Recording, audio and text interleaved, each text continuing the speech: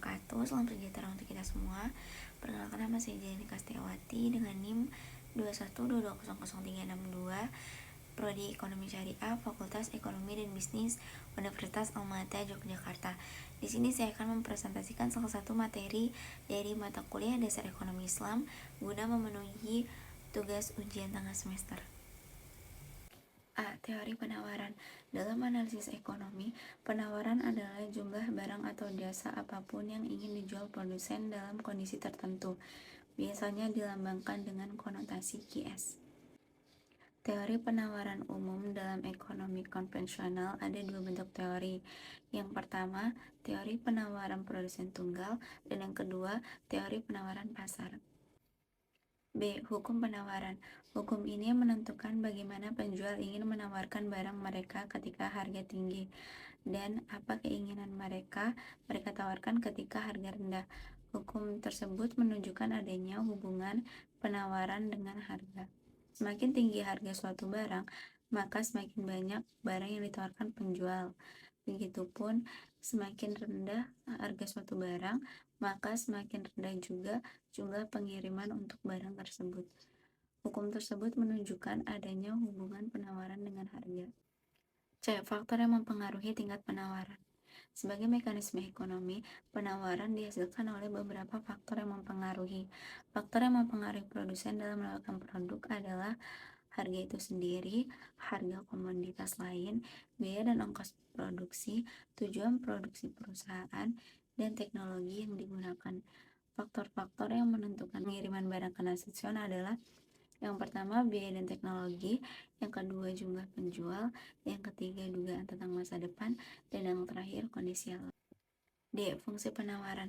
Fungsi penawaran menunjukkan hubungan antara jumlah barang atau jasa yang ditawarkan oleh produsen untuk dijual dan variabel-variabel lain yang mempengaruhi pada suatu periode tertentu. Menurut ahli ekonomi, ada 5 variabel. Yang pertama, harga produk tersebut, tingkat teknologi yang tersedia, harga dari faktor-faktor produksi, harga produk lain yang berhubungan dengan produksi, dan harapan para produsen terhadap harga produk tersebut di masa yang akan datang. E. Kurva penawaran. Yang pertama, pergerakan kurva penawaran. Pergerakan sepanjang kurva penawaran berlaku apabila harga barang yang diminta menjadi semakin tinggi atau semakin menurun, atau perubahan atau pergerakannya kurva penawaran terjadi dikarenakan faktor harga. Dan yang kedua, pergeseran kurva penawaran.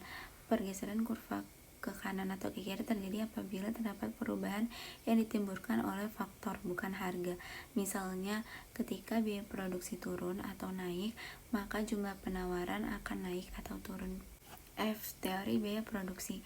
Biaya produksi adalah semua pengeluaran yang dilakukan oleh perusahaan untuk memperoleh faktor-faktor produksi dan bahan-bahan mentah yang digunakan untuk menciptakan barang-barang yang diproduksi oleh perusahaan tersebut.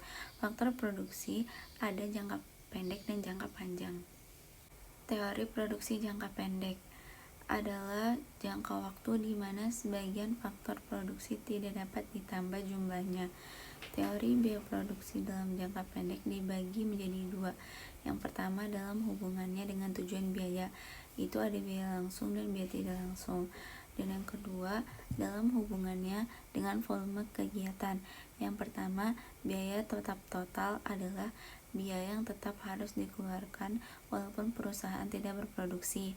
Yang kedua, biaya variabel total adalah biaya yang dikeluarkan apabila produksi dan besar kecilnya tergantung pada banyak sedikitnya barang yang diproduksi.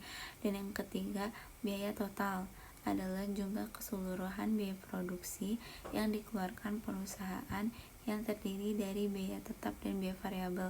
Rumusnya, TC sama dengan FC ditambah VC. Yang keempat, biaya tetap rata-rata adalah hasil bagi antara biaya tetap total dan jumlah barang yang dihasilkan. Rumusnya, HFC sama dengan FC per Q. Dan yang kelima, biaya variabel rata-rata adalah biaya variabel satuan unit produksi.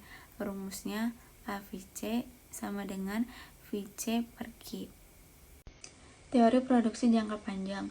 Dalam jangka panjang, perusahaan dapat menambah semua faktor produksi atau input yang akan digunakan. Oleh karena itu, biaya produksi tidak perlu lagi dibedakan dengan biaya tetap dan biaya berubah. Dalam jangka panjang, semua biaya adalah variabel.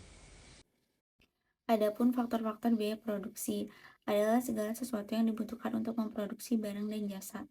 Faktor produksi yang dapat digunakan dalam proses produk yaitu yang pertama sumber daya alam, yang kedua sumber daya manusia, yang ketiga sumber daya modal, dan yang keempat sumber daya pengusaha. Kesimpulan dari materi ini adalah, dalam pemaparan materi tersebut dapat kita lihat ada beberapa poin penting yang dapat diambil, yaitu tentang teori penawaran. Teori penawaran di sini ada dua macam, yaitu teori permintaan tradisional dan teori permintaan Islam. Dalam dua teori tersebut, sebenarnya memiliki sebuah perbedaan, namun tidak terlalu jauh. Hukum penawaran itu hubungannya dengan penawaran dan harga.